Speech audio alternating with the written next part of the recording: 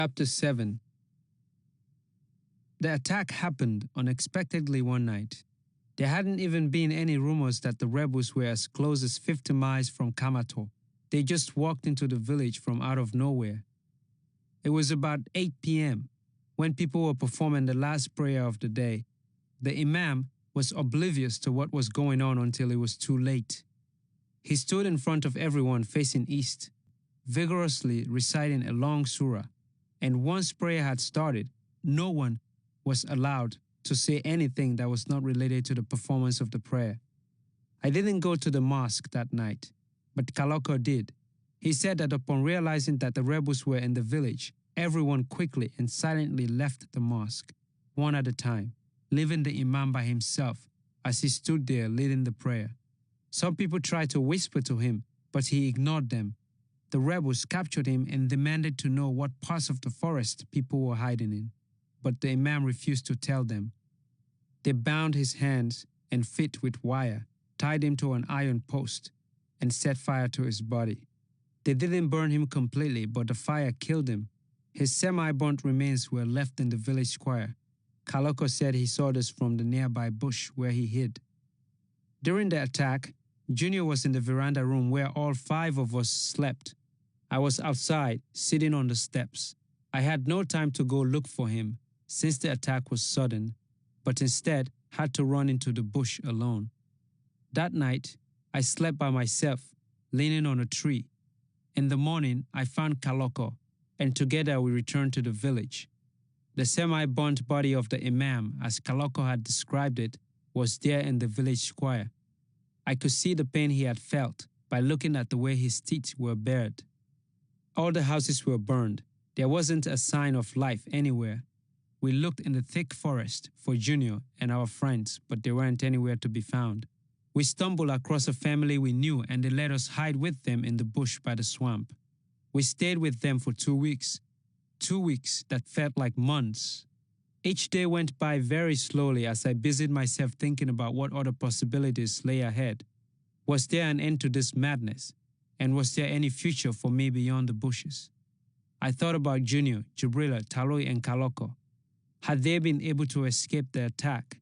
I was losing everyone, my family, my friends. I remembered when my family moved to Mogbemo. My father held a ceremony to bless our new home. He invited our new neighbors, and my father stood up during the ceremony and said, "I pray to the gods and ancestors that my family will always be together." He looked at us. My mother held my little brother, and Junior and I stood next to each other with toffee in our mouths. One of the elders stood up and added to what my father had said, "I pray to the gods and ancestors that your family will always be together, even when one of you cross into the spirit world. To family and community." The old man raised his open hands in the air. My father came over and stood by my mother and motioned for Junior and I to come closer. We did, and my father put his arms around us. The gathering clapped, and the photographer took a few snapshots. I pressed my fingers on my eyelids to hold back my tears and wished that I could have my family together again. Once every 3 days, we visited Kamato to see if people had returned. But each visit was in vain as there wasn't a sign of a living thing. The silence in the village was too scary. I was scared when the wind blew, shaking the thatched roofs, and I felt as if I were out of my body wandering somewhere. There weren't footprints of any kind. Not even a lizard dared to crawl through the village. The birds and crickets didn't sing. I could hear my footsteps louder than my heartbeat.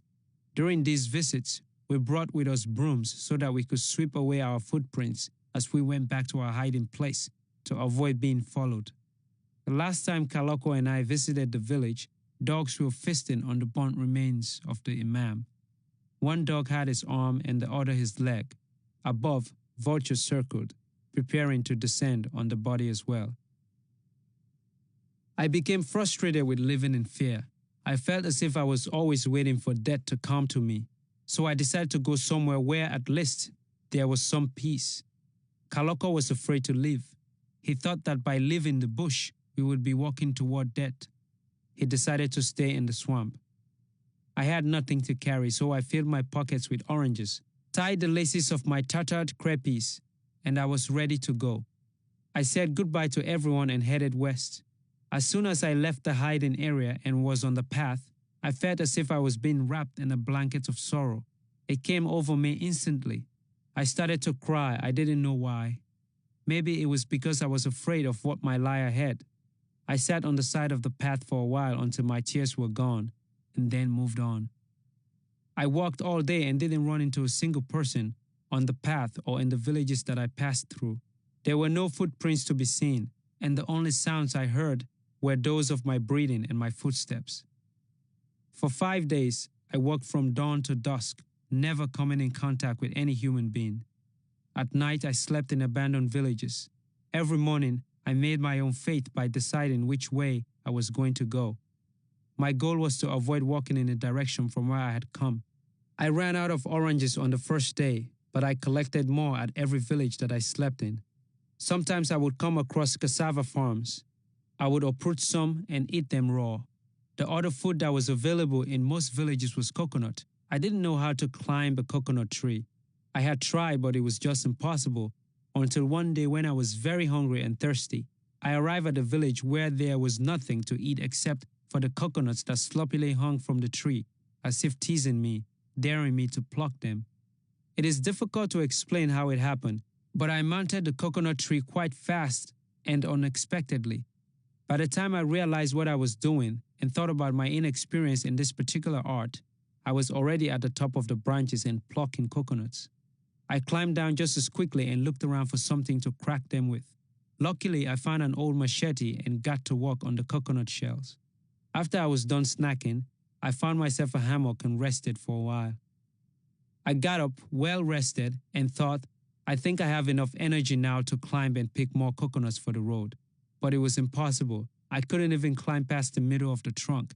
I tried again and again, but each attempt was more pitiful than the last. I hadn't laughed for a long time, but this made me laugh uncontrollably.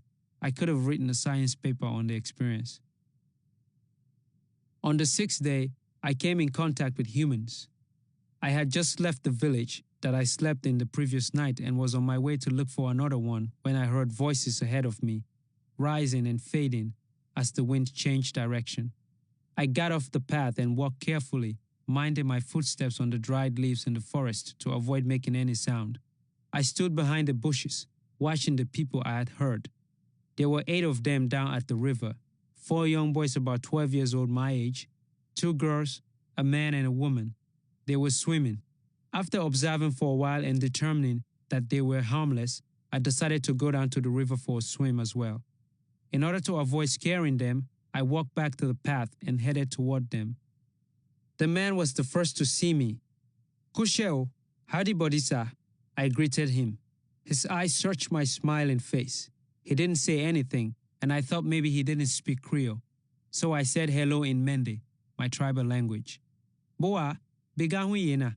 He still didn't respond. I took my clothes off and dived into the river. When I rose to the surface, all of them had stopped swimming but remained in the water. The man, who must have been the father, asked me, "Where are you from and where are you going?" He was Mende and he understood Creole very well.